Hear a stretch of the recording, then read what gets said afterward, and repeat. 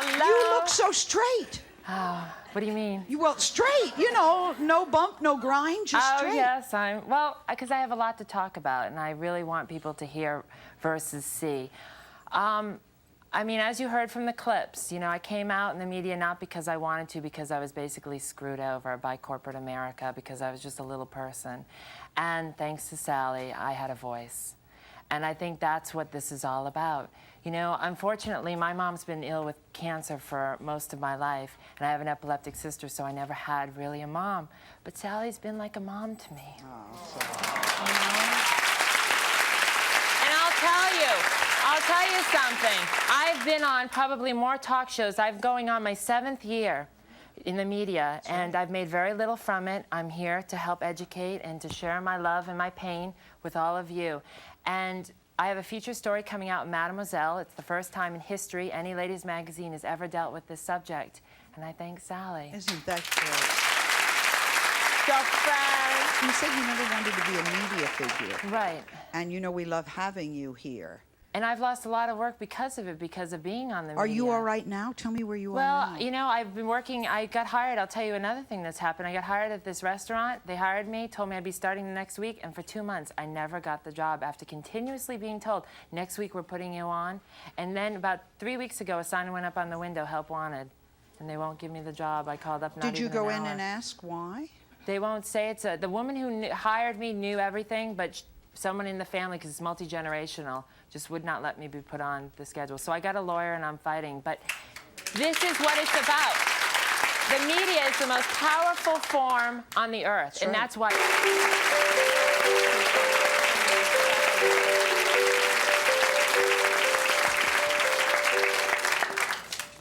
All right, what happened? You're not the woman I just saw on the 10th anniversary show. No. I have missed you, Sally. Thank you. How much weight have you lost? Just a little bit. About? I lost about 30 pounds. I think it's important. Megan was we ought to give them a plug, a Make-A-Wish child. Indiana Children's Wish Fund. And she was a Make-A-Wish, and she wanted to see me.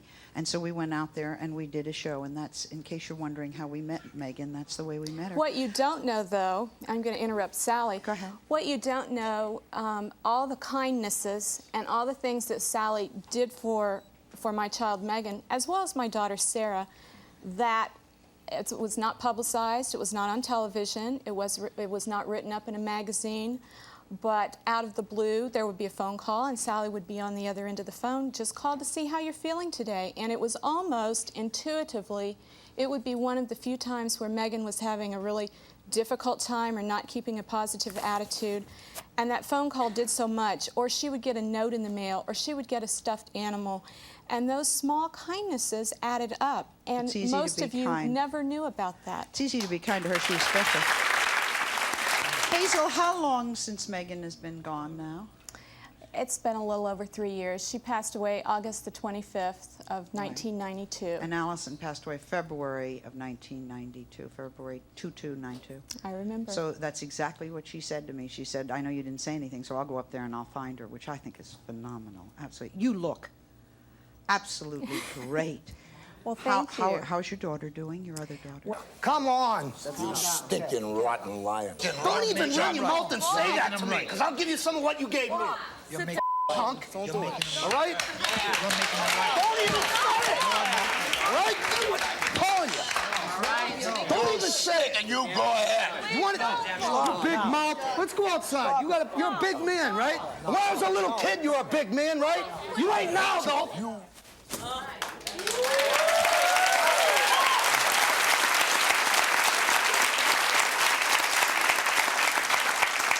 Robert, I remember thinking this man has got to find a way to deal with the anger.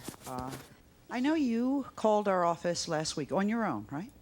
I sure did. To say that things had changed for you. Well, they sure have. You finally convinced me that therapy was the thing I needed. I've been in therapy for a year.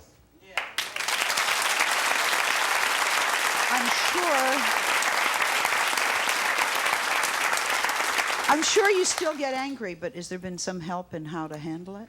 Well, I got self-control now. It's, you know, a lot easier to deal with it. You know, if I have a problem, I can always call my therapist. You know, she's really close to me. How's the family? They're doing good. We've been doing a lot of productive things. Really? You know? Oh, yeah. Good. Things have been 100% better. Have you seen your father? I think that's what we're... No. I basically liquidated him. I had to.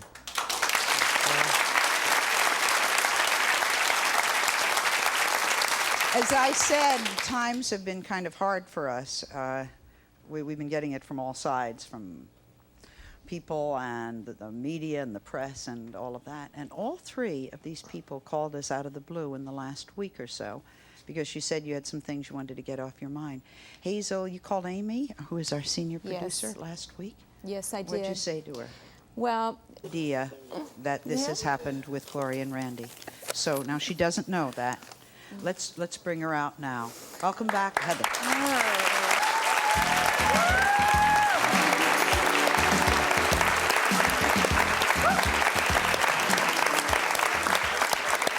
Heather, you look very pretty. Thank you. Welcome back. Would you tell us what's been going on with you? Have you been clean? Yeah, I've been clean for 60 days since I've been.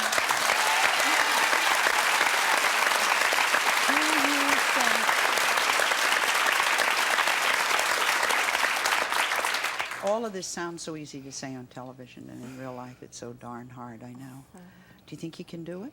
Yeah, I think I can do it. It's just really hard. It is. What's the hardest part? Just, you know, every day. I mean, and the area I live around is not the best area. It's there's a lot of drug interaction and stuff So like that. you're seeing it in front of you yeah, all the and time. it's just like a challenge every day, you know. What about the prostitution? Have you not had to do that? No, I haven't done that either for, you know, I haven't done that for 3 months now. Have you heard from your mother? I tried to call her after the show, and I tried to talk to her, and she doesn't want anything to do with me. She's just really been non-supportive and basically told me not to call her anymore. And I'm dead to her. So. Was she upset that we put her on the show? No, it's not that. It's just. She's fed up with you. It's just what she says. You know, she said I was just an awful, I'm a slut. Just all this stuff that I'm no good. You know. So. What do you think, Heather? Do you think if you really had a second chance at life that you could go on and do something pretty wonderful? Happened when you saw our last, I think it was our last reunion show. I saw your show in February, and it inspired me to get up and find my biological family. And it took me about a month after your show. When I did contact them, they had seen the same show. And I don't know, it just you inspired me. You mean the family had seen that? That's They had seen the same show, and it Now, just inspired me. Tell us the story. You were given up at birth for adoption. Right.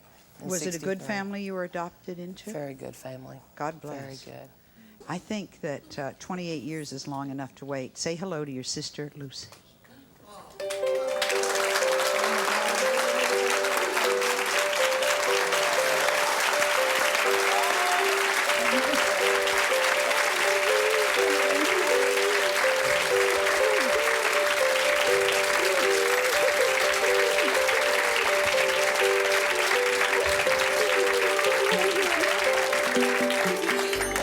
Lucy, did you ever think that you'd be up on the stage hugging your sister?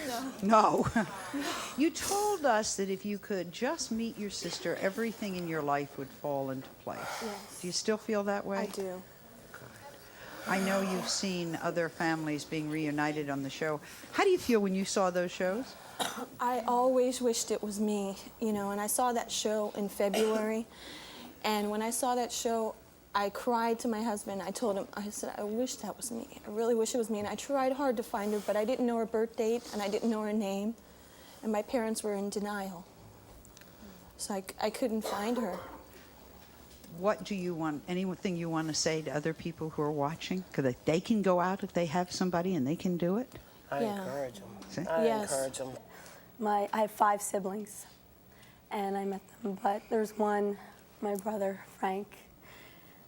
He's my best friend, and I want to thank you for helping me to find him, because I wasn't there for the first 18 years of his life. You're going to be there for the next. Every day. Sit like, stand up.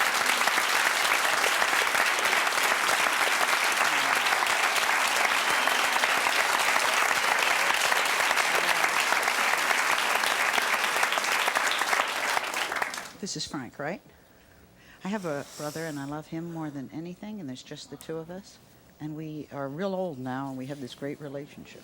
So this thing can happen with you. Quite, go up and give her a hug.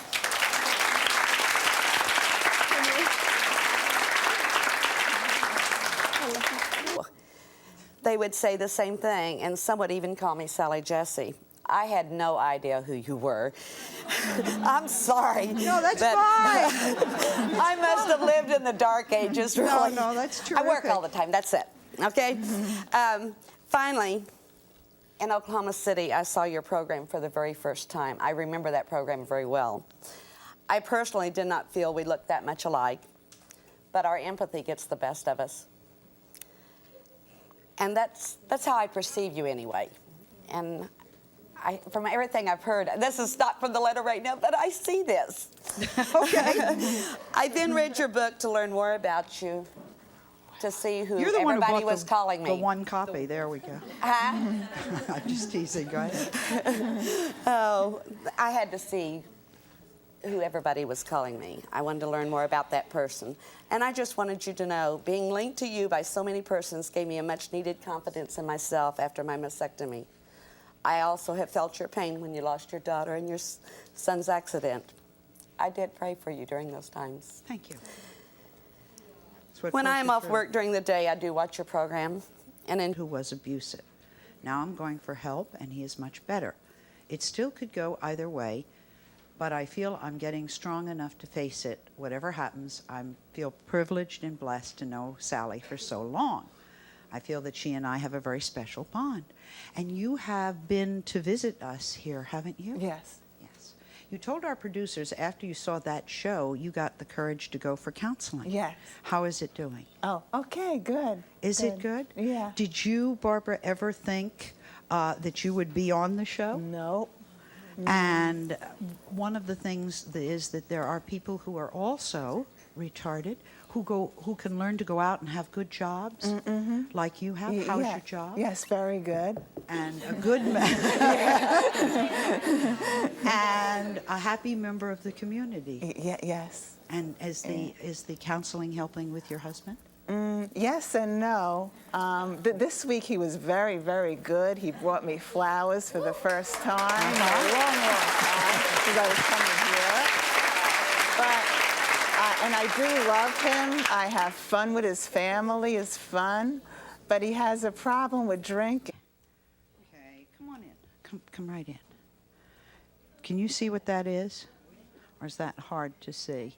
Well, this is a fake fingernail with my picture painted on it.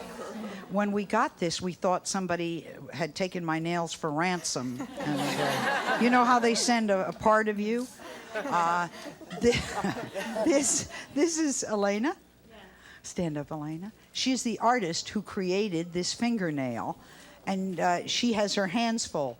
Take a look at her fingernails. All 10 of them. Isn't that the most amazing thing that you've ever seen? All of them with pictures of me. In case you don't have a camera. They're gorgeous. Thank you. Can I give you